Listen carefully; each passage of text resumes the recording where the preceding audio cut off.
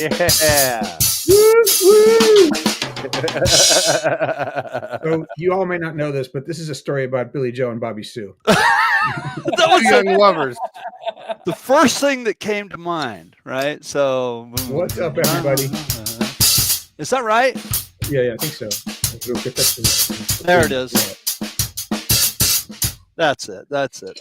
Anyway, welcome everybody to the Drummers Education Connection. We are here every Tuesday morning, just about Pacific time, 11 a.m. And we're here to talk to you about drums and drumming, and talk to people who are drummers and other people too, who are not drummers, but who have something that is useful to drummers to know, and to learn. like what? Like how to be a better drummer with a bass player, for example, or how to broaden your career horizons, or how to be a better, more effective marketing person. I don't know, all kinds of stuff we do. All kinds of stuff. If you're interested, we have we're coming up on 200 episodes that we've archived on either on YouTube, our Drummers Education Connection channel. And we got a whole bunch more coming, because boy, did we have an epic weekend at the PASIC convention in Indianapolis this past weekend. We connected with so many people, and we have so many amazing drummers and industry people that are going to be coming on the show in the next year. So we can't wait to tell you all about that. But first things first, my name is Jeremy Steinkohler. I am with my good friends and amazing drummers. These guys are all monster players. They're great educators, and they're just good people. Rick Stojak down in San Diego. Hey, everyone. Chip Ritter, Tucson, Arizona. Hello. Bart Robley, Ontario, California. Howdy. What's happening, everybody? For those of you just listening, he just gave you a salute. So we're going to start off with good things, and I know we all have good things from PASIC, but let's broaden out the horizon a little bit, because we're going to spend the whole episode today talking about our experience at PASIC. We'll start with Chip. What's going on with you, buddy? Man, I got a good thing coming up. I've got a lesson book with Jeremy Steinkohler this Friday, man. That's true. It's going to be cool, man. It's going to be cool. Woo! I'm getting ready for it. I hope to in any way be of service to the great Chip Ritter. It's going to be awesome, dude. It's going to be awesome. It's humbling, and I'm honored to even think that I might know some things that you could learn. So, and that's what's better than a humble sensei? Right. Humble pie? I don't know. I don't know. Humble pie is pretty good, man. I'm looking forward to it also, Chip. I'm looking forward to it. Right on, me too. Rick, what's going on? What's a good thing for you? Well, it's obvious. The PASIC Percussive Arts Society International Conference was a huge success, and I'm still fired up about it. Getting together with the Bart, Jeremy, and I went and represented D.E.C, and we missed you, Chip. But I missed you guys. Perhaps next year you'll be able to join us. But I am still fired up about it. I feel inspired, excited. It was just a showstopper. So it was epic. Bart, what's your good thing? My good thing is I'm working on a new book, and I had said this to you, Jeremy, during the weekend, from the book Art or War of Art. The thing is like, okay, you finish your book, it's out there today. Today's the day your book's done. Start the next one, And so the day my old book came out, not my old book, but my latest book, The Rhythmic Journey, came out, I started my new book, and which I don't have a working title for it yet, but it is all on the music business and how to be successful in the music business. And we're coming up, I'm a little over the halfway point. So I've been typing away and going till my eyes bleed and all that sort of stuff. And I'm thinking, I want to be more like Jeremy Steinkohler the whole time I'm writing it. And, putting my new book together, had a meeting with my art director yesterday, and that was real nice. So that's coming together, and hoping to have that out for the first part of the year. And to circle back around to PASIC, some of the connections that I made at PASIC, and some of the people that I talked to at PASIC are some people that I'm hoping to get them involved in this book, and to kind of, push it up there a little bit. So that's my good thing. What about you, Jeremy? You've always got good stuff going on. What's happening with you, bud? Well, on the tail end of the PASIC trip, I went and visited my son Evan at Northwestern. So that was a real treat to be able to get to spend a day with him there and see all the great things he's got going on. And then I came right back and had a monster teaching day yesterday and had a rehearsal last night. So it's been kind of nonstop for me. And this is all just getting back from Europe. So I was in Europe for 2.5 weeks, home for 2 days, went to PASIC, went to Chicago, just got back. And here I am living to tell the story. I do have a gig coming up on Friday with the Erica Oba Trio at Mr. Tipples in San Francisco. Really looking forward to that. That's such a great band. Just had a new album out. So, excited to get back to gigging. Got a bunch of stuff lined up. I want to say one other thing too, and I totally forgot to say this. I'm so sorry on my good thing. Tomorrow, I didn't mean to interrupt you. I'm going to be on a podcast called Project Metal Music. It's and this is to promote my side project that I have, The Ruins, which is and it's not all metal, but some of the songs that have done well for me are metal. So I want to throw that out there. Sorry about that. That's all right. It's all good. All good things, and all good things are just beginning. So, So one of the things I want to start with to talk about PASIC is to think about it from the perspective of people who have never been, and I want to think about it in terms of who is this conference for? Because my student Tien joined us, and we shared an Airbnb with her, and she had an absolutely she even texted us just after we got home. She said, "You guys, that was a life-changing experience for me." And she's only been playing drums for 2 years. And she attended the conference, had an amazing time. Of course, the company was really good, but it was inspiring for her. And I can imagine there are a lot of clinics there that are geared toward more advanced players for sure. And I can imagine someone might feel intimidated with the idea of going like, "Oh, this is really just for the professionals." But I don't think that's true, because you're going to get inspired the same as we are. And you're going to learn stuff the same as we are. It might be some, several layers down in terms of complexity or sophistication or technique or whatever, but who cares? You're just there, and it's all about, it's like all things drumming. It's performances, inspiration, education, arts, not professional arts. Yeah. Right. I mean, it's kind of just like what we do here on deck. It's just a lot of it, lots of people and more content, because if people are playing drums, performing, giving clinics. There's marimba ensembles and world percussion and drum circles and drum clinics and panel discussions. And man, I mean, you can do it's all day long. This is going on. You have to pick and choose what you want to do.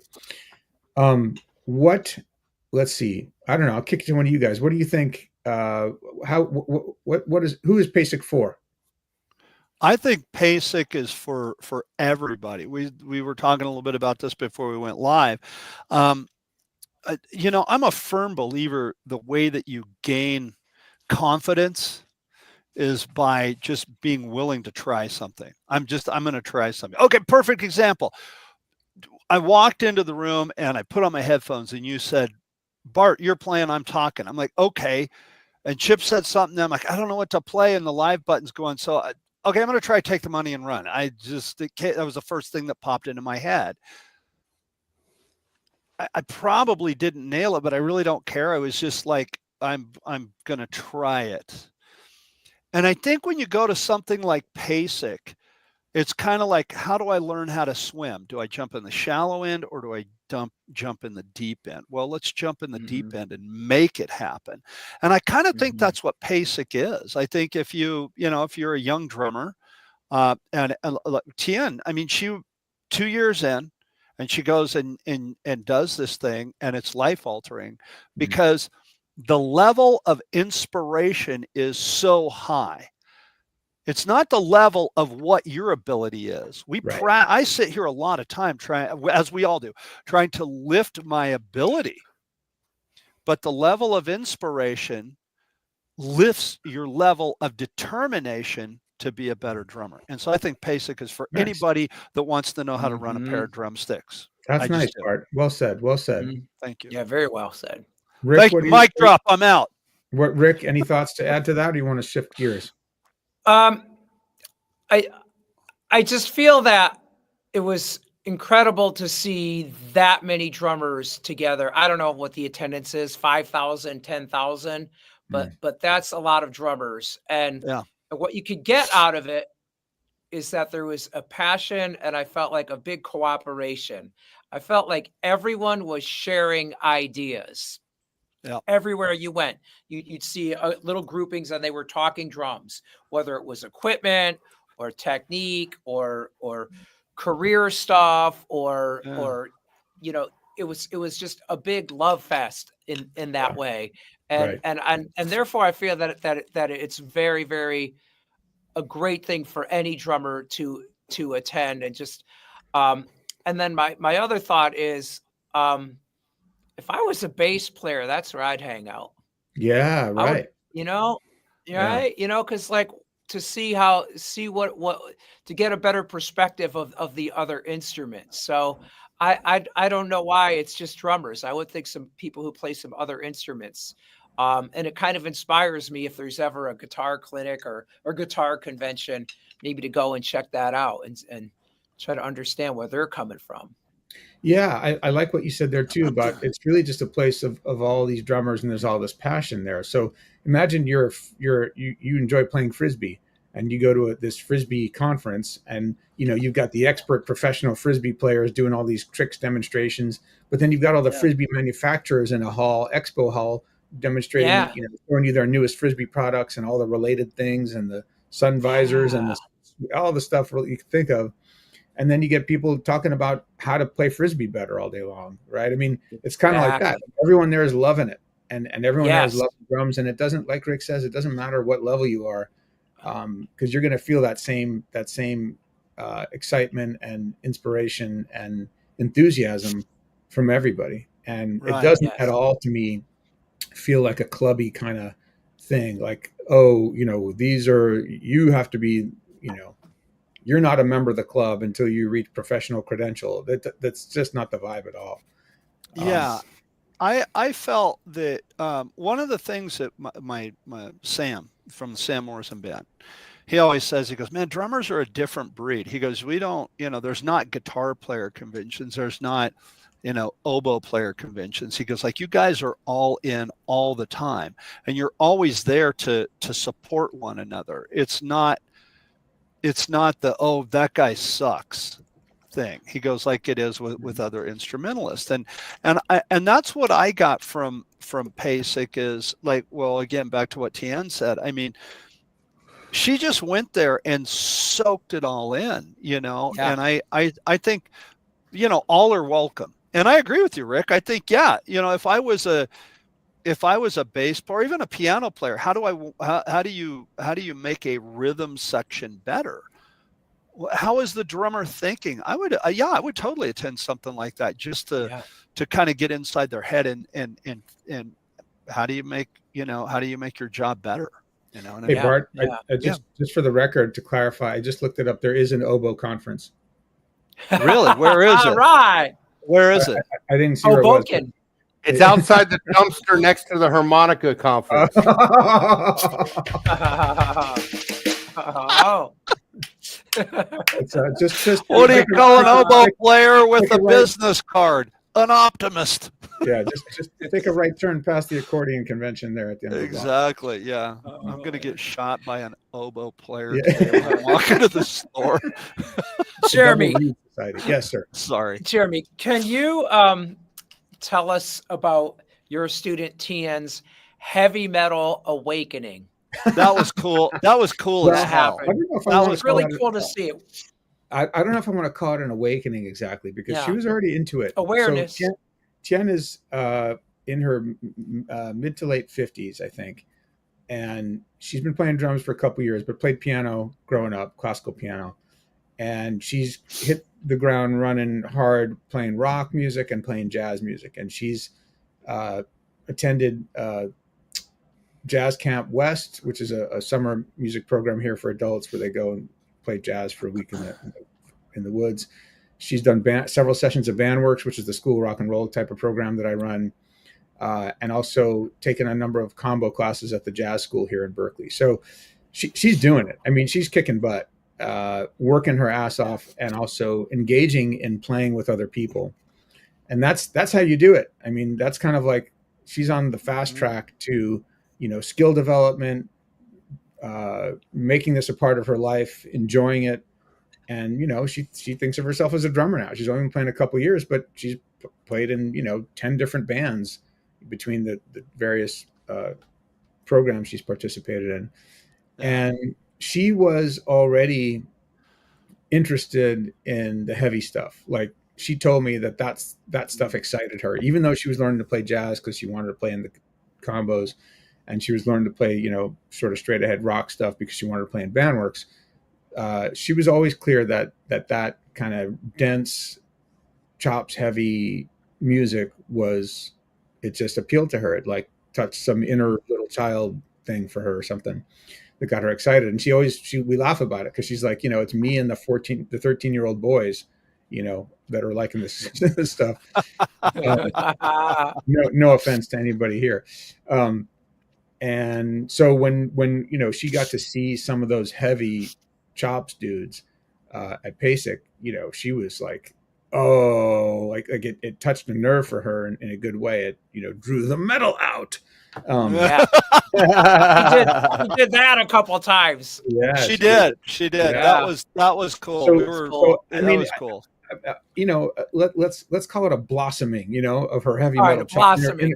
Of her heavy metal inner child, because it was already there, and it got tapped into at PASIC.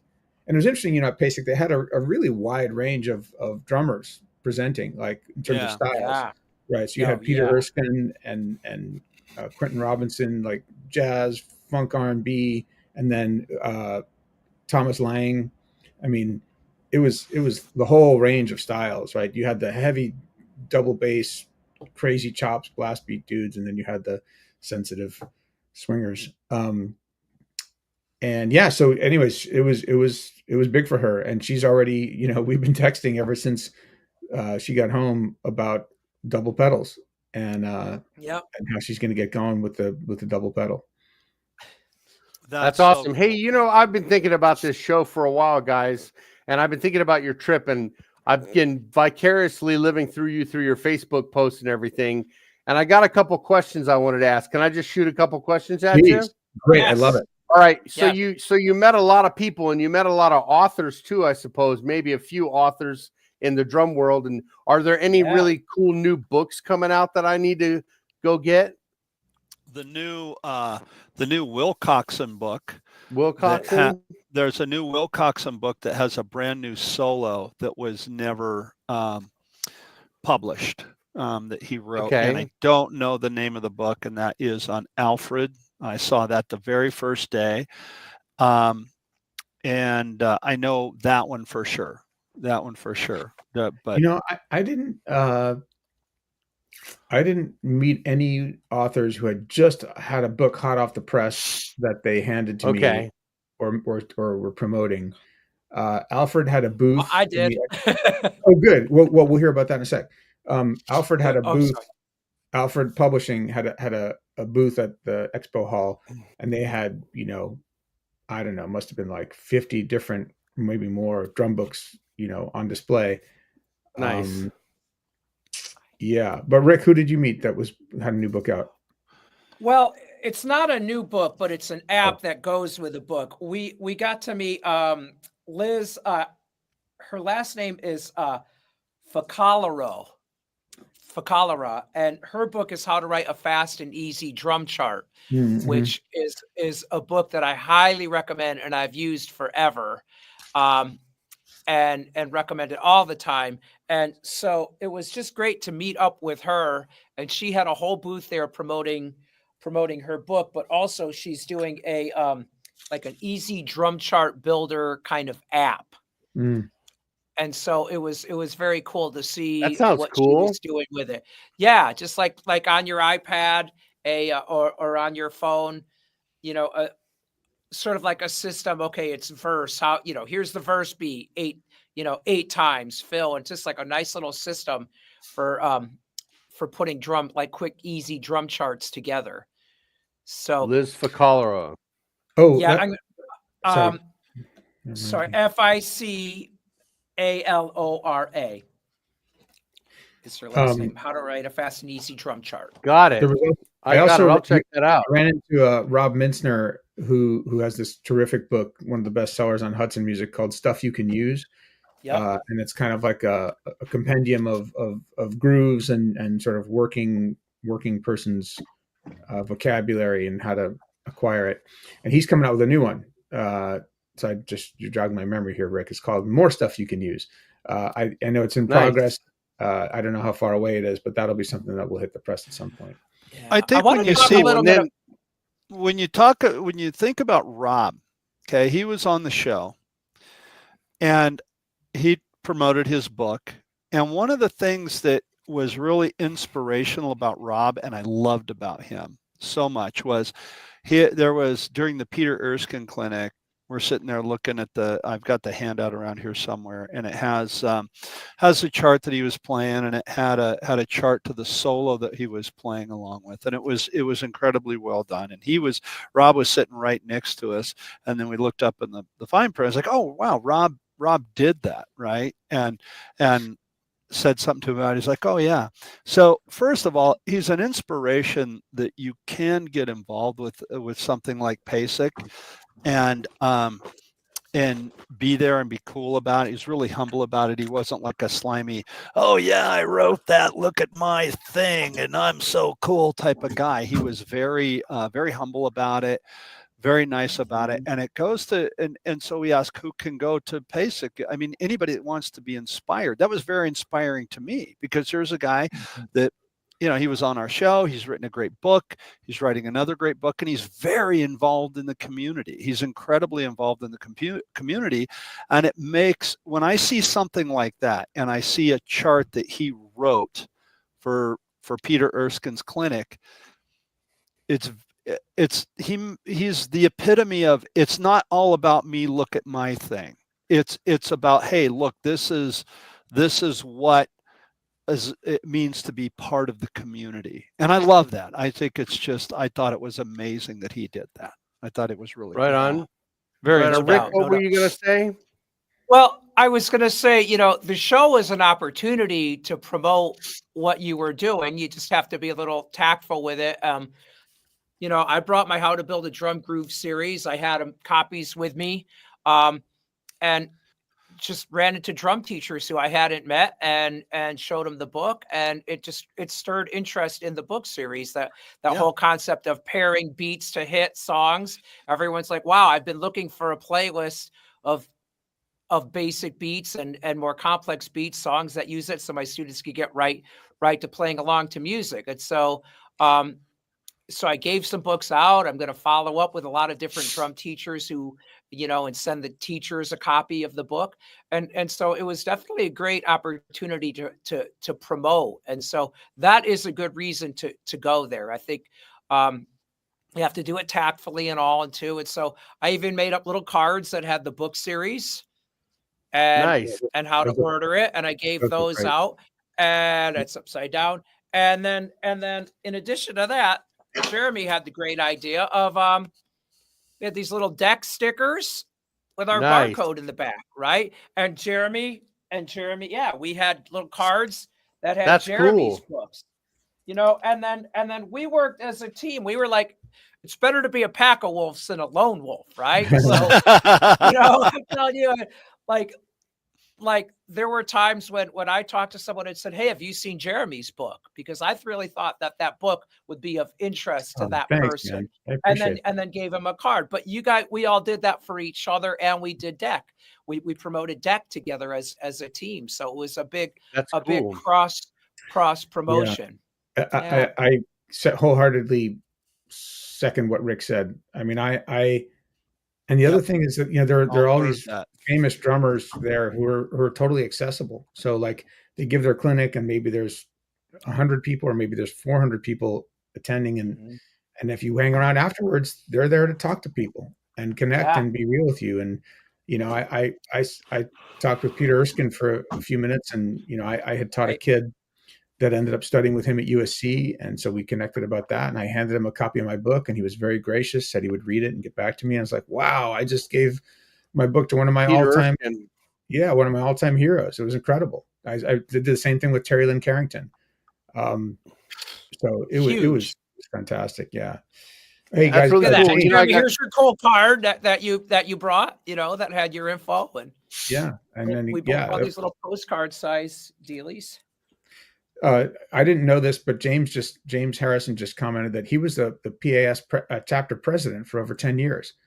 PASIC is a great gathering for president in Idaho. Yeah. Fundamental set. Yeah, there were. I should point out there were lessons available for beginners. So like 10-minute quick lessons with some of the guys on the drum set committee. You could go take a lesson with them behind a curtain, and get started or burnish some of your stuff you're working on. That's great, James. Idaho. Wow. Cool. Would love to hear more about that. Maybe it's time to get you on the show and yeah, man. Yeah. Definitely. So I had another question. So go. You're at PASIC, and there's all this, all these companies with products and stuff. What were some of the standout products that caught your eye this year?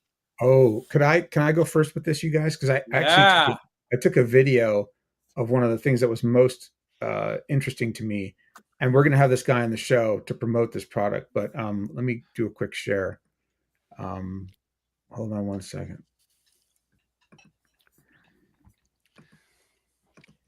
So while you're doing that, while you're looking for that, what basically PASIC, you had an expo hall, and that's where all the manufacturers were. And then you had the large conference room with the big clinics. And then you had lots and lots of small rooms with smaller clinics and events. So that's cool. At any given moment, there were about 5 or 10 things you could do. Yep. So, you couldn't get it all in. There was no way to get it all in. No way. What are we looking at, Jeremy? This is a guy named Derek Lee, who's a drummer and a web developer, and he has spent the last couple of years working on this app that he's designed for your phone or tablet, where you can design and notate drum notation like instantly, and then share it, create PDFs. So, I mean, for example, I get students all the time who are texting me like, hey, can you give me the groove to this song, or what is the fill that's going on at bar 17 or whatever? And, I always have to sit there and listen and write it out and then take a picture and send it.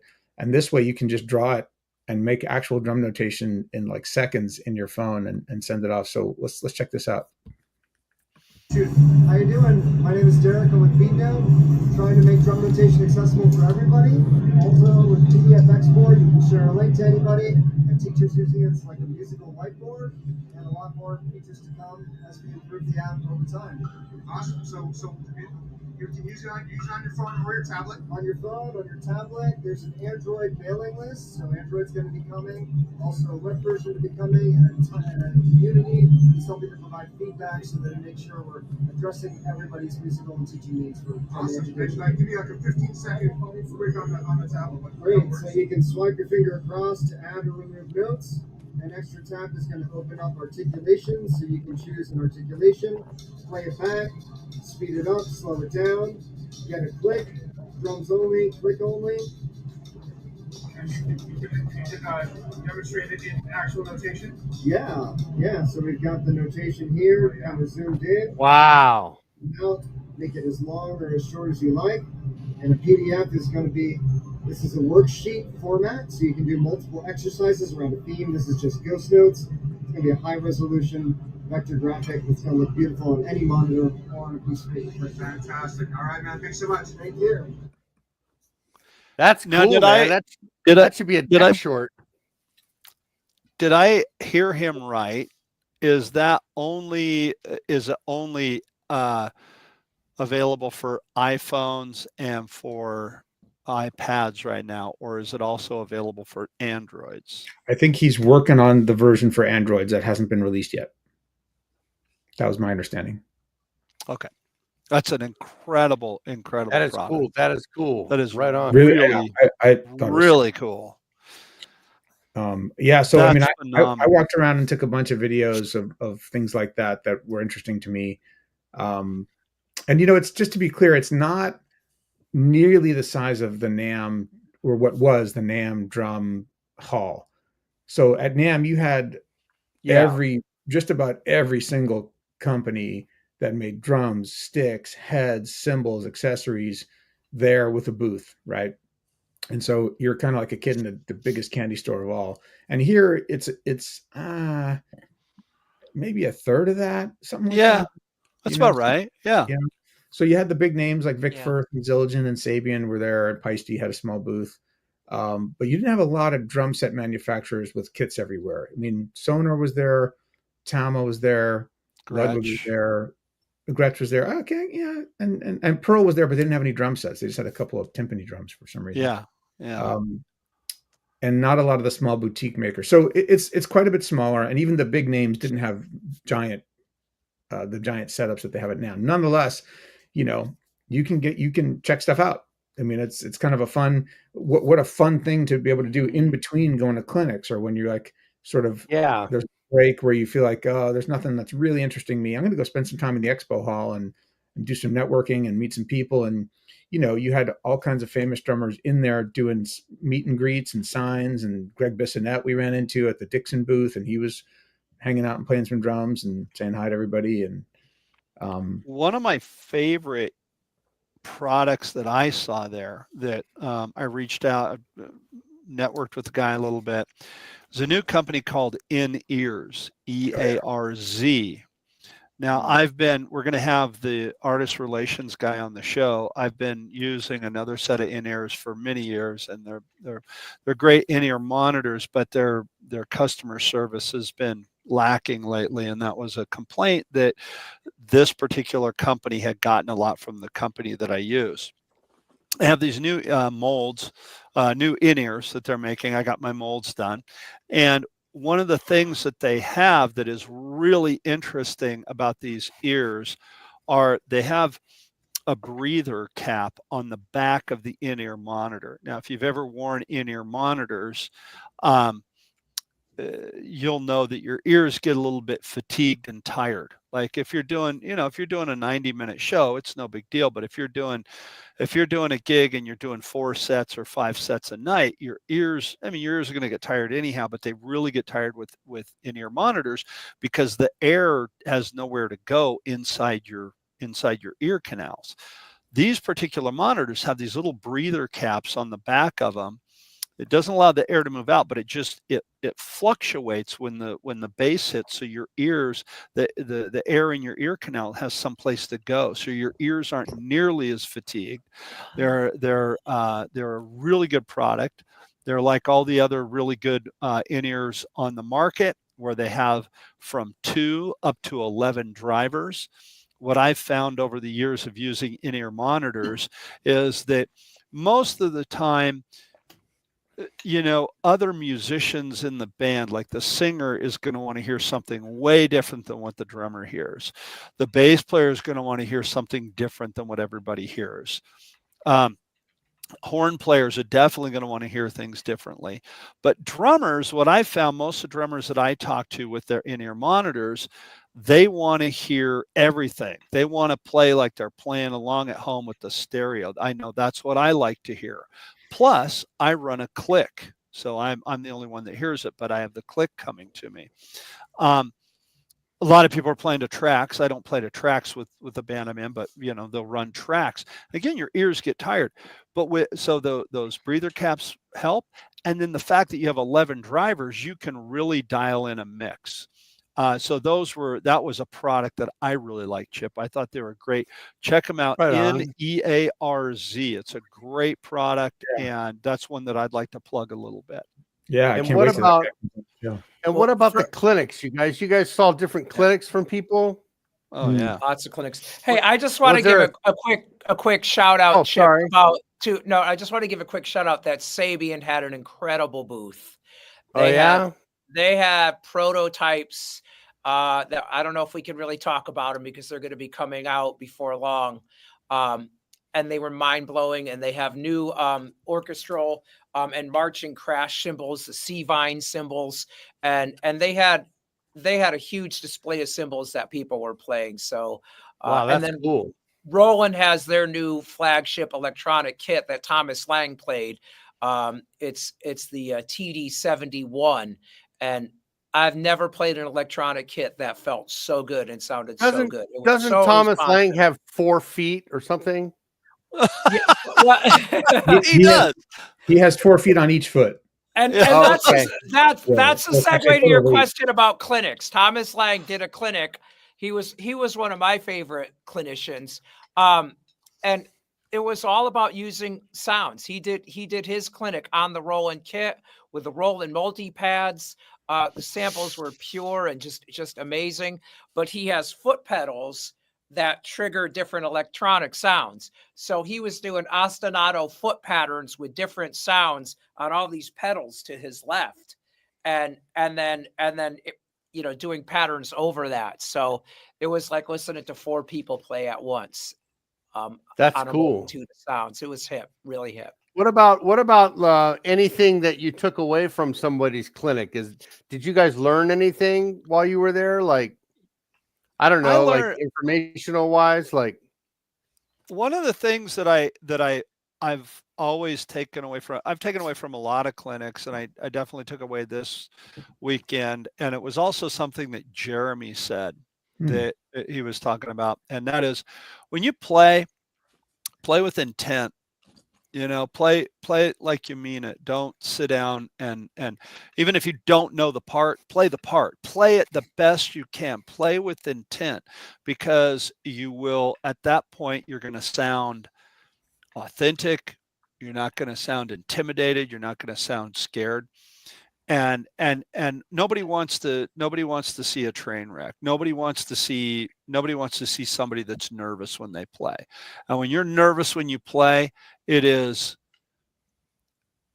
a shining light going, look at me, I'm nervous. And when you just sit down and you play, and you play with intent, you're going to do well no matter what. And have faith that you're going to do well. I took that away from the clinics. And also one of the other things that I took away from the clinic, from a lot of the clinics, is that kind of what we've been talking about all along. It's not about the drummer. It's something we've said on the show many times. We are in the service industry. Serve the song. I heard so many times the clinicians, the good clinicians. I remember Peter Erskine talking about this very passionately, that when you're on the bandstand, when you're on the stage, it's about the song. It's not about how fast you can play double bass or how fast your chops are, or it's about playing for the song. Serve the song.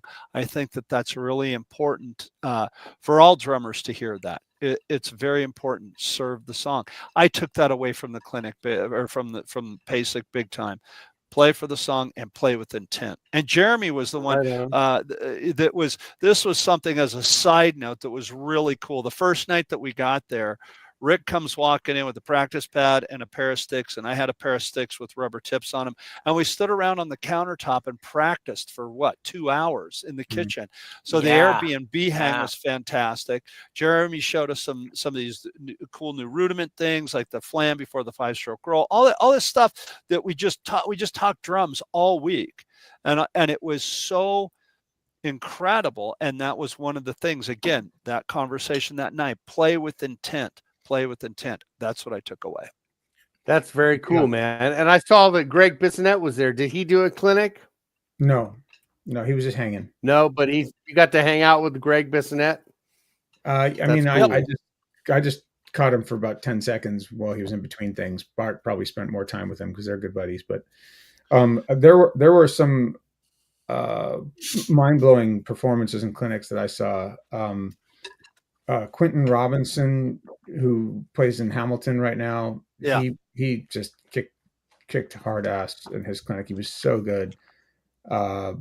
Trevor Lawrence Jr., he's like an R&B drummer, played with all these famous I can't even remember the list, but it was like Mariah Carey and Alicia Keys, all those people it was, and he gave a clinic that was in a smaller room and it was packed to the gills, and man, could he play. The drum set seemed like it was a toy in his hands, you know. When you said that, Jeremy, when you said that during the clinic, you're like that drum set's like a toy in his hands. I think, man, you nailed it. It really was. It was so just. He was playing all these crazy grooves that had like the drunken swing feel, where it's kind of broken and you know, moving pocket, and and then he, you know, like kept switching styles to style, and like was, you know, just crushing every one of them. Oh, and then Nice. I got to point out, who was it? Jamison Ross, who's Jamison Ross. That singer. He's an amazing singer and drummer, and he talked about his whole clinic was about supporting the melody and the relationship between rhythm and melody. And he sang and played and accompanied himself. And it wasn't a groove thing. It was more of a impressionistic, I would say, approach. And he sang "Yesterday" by the Beatles and played It was phenomenal. Beautiful, sort of jazzy, understated drum accompaniment to his singing. And it was completely satisfying. Like there was nothing missing. It was amazing. Yeah, that's cool. That sounds like a reason to go in itself. It really was. That's what I mean. Like, you know, it doesn't matter what level you're at, to just witness something like that. Like, wow, that's next level. No one's really done that kind of thing, vocal and drum solo performance, and it was incredible. And he's going to come on the show. Yep. Yeah. That's cool. That was one of the things I have to say, Jeremy, you really knocked it out of the park with those little cards that we were handing out. You showed them a minute ago, the deck cards with the ISBN code on the back. Yeah. We were handing those out to people, right? All weekend. And immediately people were scanning it and going to the website. And Jameson was one of the ones that we went up and talked to him out in the hallway, handed him one. And he scanned it. He goes, "Oh," and he filled out the form right there and sent it to you to be on the show. That's awesome. And Rick, refresh my memory. I might be wrong about this. That was the night that we were going over to the Sabian thing with Murray, right? And we ran into Jameson. Wasn't that it? Yes. Yeah, on the way out, we ran into Jameson. Yeah. So that was another thing that I've got to throw out there that was so much fun. 3 out of the 4 of us are Sabian artists, and Sabian had this really nice party it was at the Embassy Suites, 20th floor. Went up there and just like all these drummers are there, and we just kind of hung out. And again, it's about the hang, you know, it's about the hang. It was really cool. We stood there for probably an hour and a half, just hanging out, talking drums with a bunch of drummers. It was a ton of fun, made a lot of friends, made a lot of connections. So again, back to the, you know, who's PASIC right for? It's right for everybody, man. If you're a drummer and you're into this, come, be there, be part of it. Very cool. Don't be afraid to jump into the community. Just like the play with intent thing. Go there. Don't be afraid to wave your flag and go, "Hey, pay attention to me too," because I think one has to be able to do that to move forward in this industry. And again, you don't have to be like, you know, slimy about it. You can be authentic, be who you are. And if you are authentic and you go there and you make friends and stuff, it'll work out for you, because people will recognize that. I think that was one of the nicest things for us, for D.E.C, was that a lot of people knew about the show and they had seen it, or they had heard about it, and they were enjoying the show. And that was very nice to see the people that had that we had made an impact on. I'll put it that way. Yes. That's cool. You know, I also wanted to mention that metal was very well represented at PASIC this year. There was a great clinic by Art Cruz, who is with Lamb of God. And oh man, this guy slayed it, and he's so passionate. Yeah. And man, his whole message was, you know, just believe in yourself, and good things can happen, you know, and he just like, I'm going to make it. I'm going to do it. I'm going to do it. And he took all the right steps, and he was super, super passionate about his drumming. And, you know, that was one of his bands that influenced him growing up. And then he became the drummer of the band. I'm glad you brought that up. It's worth mentioning that I saw that as kind of a through line between a number of the different clinics. You might hear the word clinic and think, oh, advanced, but it wasn't really like that. Like a lot of the No. clinics were just Yeah. these guys playing a little bit and then talking, playing and then talking. And Yeah. it wasn't full of, Yeah. there was no exercises in any of these clinics. There was no Right. pick up your sticks and do this. Imagine 300 people sitting in like an auditorium or a ballroom and watching an amazing drummer play, and then they're talking about. And most that through line was a lot of guys were talking about how they got to where they are, and and a lot of it came down to kind of motivational stuff, like just about believing in yourself and being disciplined and being maintaining good relationships. A lot of the stuff we talk about here on deck, and that's applicable no matter where you're at in your career. Well said. And not just about drumming, it's about being a human Yes. being. So it Well really said. it kind of felt like Yeah. like PASIC was sort of like what we do on deck, but like amplified 500 times. If With- I can Yeah. add to what you just said, Jeremy, I'd like to add this to anybody that is watching this, sees this, or hears this, who is a drummer, and you're kind of on that cusp with your toes hanging over the edge of, okay, I'm a teacher, I'm a player, I'm out here doing it, and I want to start playing clinics, but I'm a bit intimidated to do it. All right, because I mean, after all, you're playing drums in a room full of drummers, and that can be daunting. I know it was for me at my first clinic. I was just like, oh, I was petrified. Dom Famularo really helped me. And one of the things that he said to me was, well, no, what are you going to talk about? And I told him what my clinic was. And he goes, well, you know exactly what you're going to talk about then. You go and do your clinic.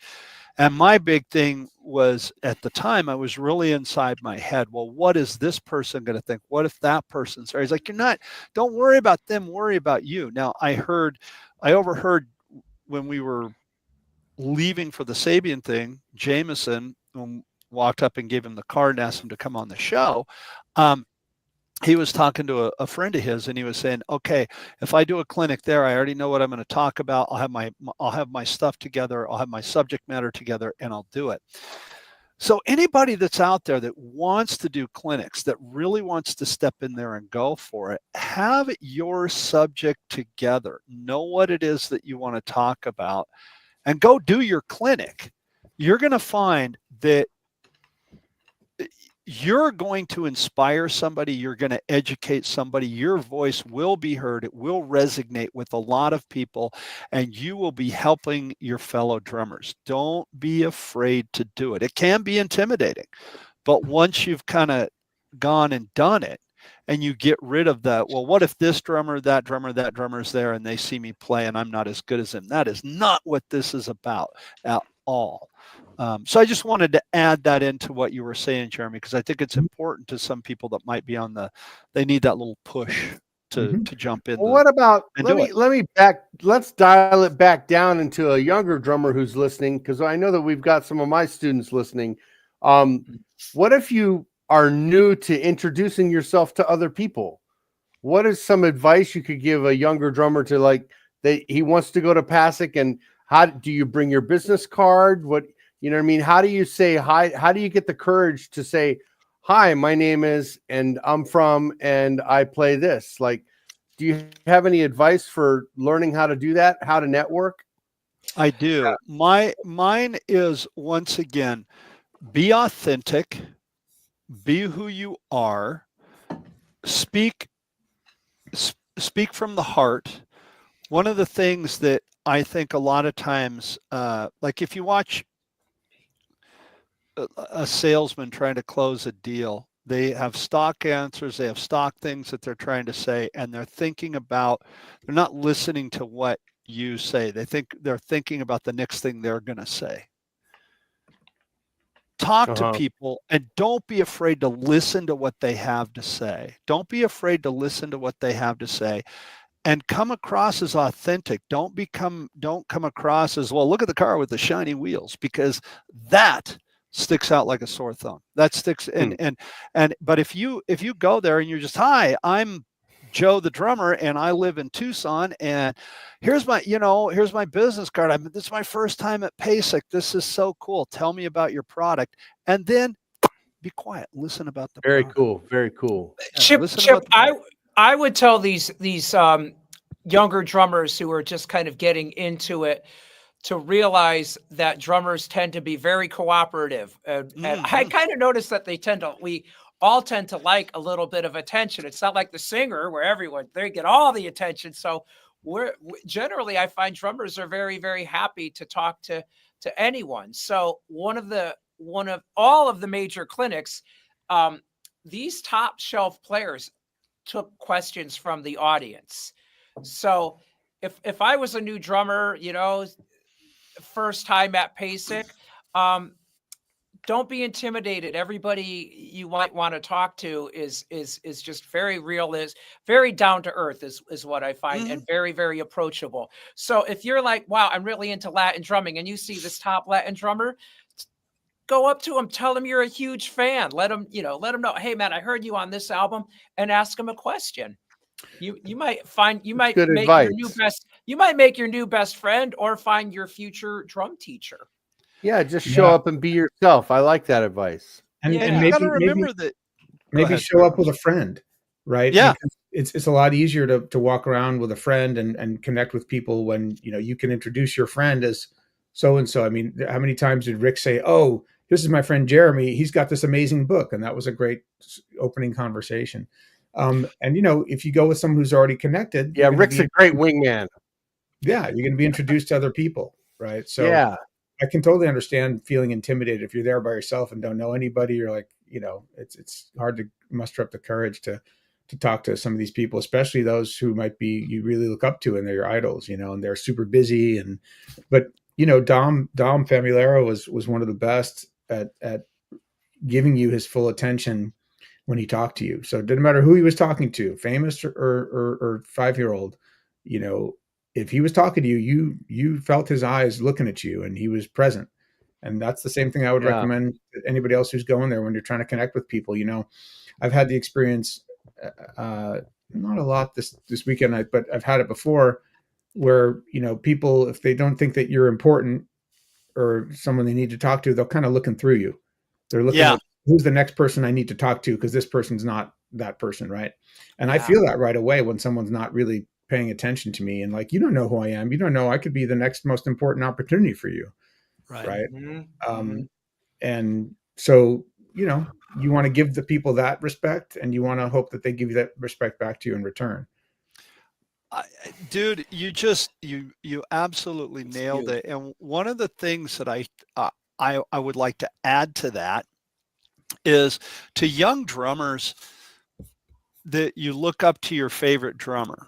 They're a human being and they're a person and they just happen to play the drums just like you do. So don't be afraid of that. And hey, I need to openly say this too. I mean, I'm friends with Greg Bissonette.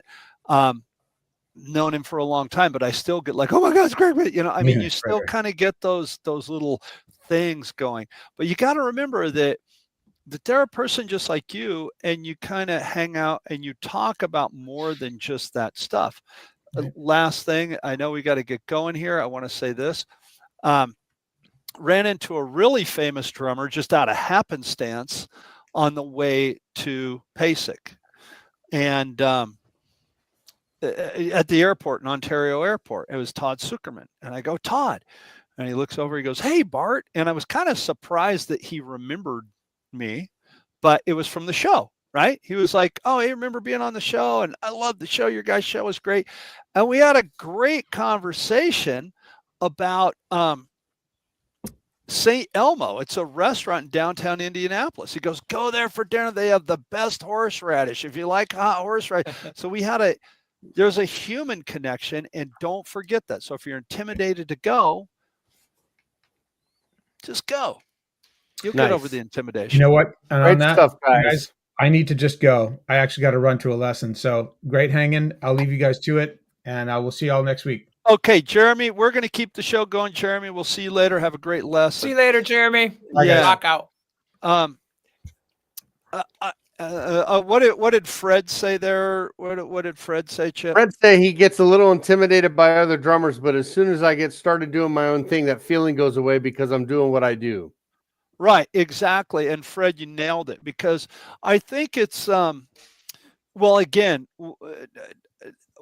one of the things that I said, don't be afraid to just sit down and play. And when you play with intent, right? And I think sometimes when you're going to learn more from your failures than you ever do from your successes. So if you have a little flub in there, you're going to, oh, wow, look, I made a mistake. I learned from that. Matter of fact, who was it that said that? Rick, one of the clinics, he was like, what a great thing it is that we get to get up here and make these mistakes because we learn from it. It was, what was that guy's name? Remember that? You remember it though, correct? I do remember that. I'm just not sure who actually said there was that, it was kind of blinding who all we had seen.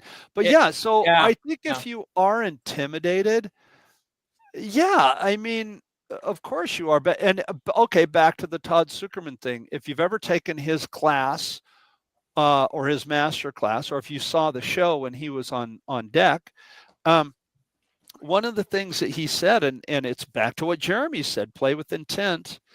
And I also think that one of the things that he said was very poignant was that nobody wants to see a train wreck, right? Everybody wants to see you succeed. But if you're so inside your head that you're not thinking about what it is that you're doing, you're thinking about how you're doing, you're going to have a train wreck because you're afraid, and so that's that can be problematic. So just do your best. There's no reason to be afraid. We're just drummers. Generally, Right, exactly. the audience wants you to win. They want you to do a good job. They're not really sitting there. Oh, we lost Bart. Sitting there waiting for you to fail. So, we lost Bart, didn't we? We lost Bart. Bart's gone. Lost Bart. Well, one thing I wanted to tell you, Chip, the universe telling us to end the show. I guess so. Hey, business cards are alive and well. Business cards. So many business cards of new connections. So business cards are still a thing, and it's very convenient rather than, still people are, just texting each other back and forth so they can follow up. So, and now there's a new thing where you touch the iPhones and it shares contact information. I saw a little of that, but I would definitely, a business card is still a thing. And you just can't beat that. Here it is. Yeah. So there's something tangible with your name and your address and stuff, or whatever your method of contact on there. Exactly. And the other thing is fist bumps and handshakes. Handshakes are back. Handshakes are back. I'm so happy. We missed you, Bart. Bart's back. Here's what I did. Here's what happened. Okay, don't be afraid to try. I just tried. Here's what happened. Since Jeremy set this up, I wasn't logged into StreamYard, right? And so I was like, okay, it says log in. And I was like, I'm not going to be able to end the show because I'm not logged in. So I was like, I know it's going to happen. So I hit log in. Poof, it kicked me out and I had to jump to the hoops to get in. We were just talking about business cards and how handshakes are back. Yeah, man. Yeah, don't be. Yeah. Handshakes are back. Business cards are back. Go on, Rick. Go ahead and finish what you were saying. I think that was it. Other than definitely get a business card, and then if you're a pro, and you're working on your music career, what you'll find is you're done with a show. You thought you were done with a show. No, it's only starting, because now you've got to do all the follow-up. Don't collect a pile of business cards and then not do anything with it. You've got to start reaching out to people and bringing them something to them. Why do they want to hear from you? Engaging those connections that you made. It's like, what can I do for you? What do I have for you? Not like, here I am, help my career out. That's not going to help. It's like, hey, I'm reaching out to you because I interested in your book, or when are you doing a clinic, or I have a question for you, or Yeah. whatever it may be, or oh, Very I'm cool. so interested in your product. Can you send me more information on your product? Yeah. You know, that's what networking is. Networking isn't give me free stuff or put me up on a pedestal. It's how can I help you out, and then you just work together. I think I don't know about you, Rick, but yeah, I have a very scheduled day every day. I sit down and play and practice every day. And I didn't get any practice in yesterday as much as I wanted to after getting back from PASIC, because exactly that. I was sending emails and texts all day. Mm-hmm. And then I got on to start teaching, and then as soon as the teaching day was over, I had to answer more emails and more text messages. So yeah, networking is a big thing, and yeah, it's definitely a thing, that's for sure. Very cool. Well, I hope everybody enjoyed the show as much as I did. This was Thanks so much for watching. Rick, you hopefully you'll be there next. Well, hopefully you'll be there, able to make it next year, Chip. And yeah, man. And then a big shout out to our dear friend Jim Royal out in Connecticut. Yes, we miss you, Jim. Jim Royal. Next year, let's do it next year, Jim. Yeah, And we really did. We had we'll make it back.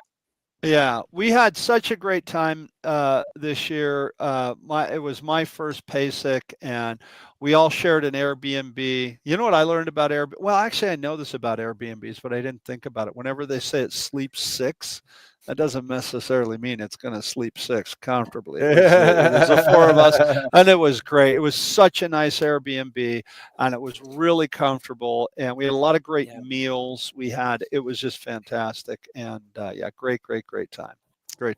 So good stuff, man. Okay, guys, thanks for watching. I'm going to hit the stop button next week. Johnny Kelly next week of Typo Negative. Yeah. How cool is that? To talk to him. Yeah. Very cool. All right, guys. Well, listen, have a great week. I'm going to try to hit the end button and play something all at the same time. All right. Thanks for watching. Thanks for listening. Thanks for watching. We'll see you guys next week.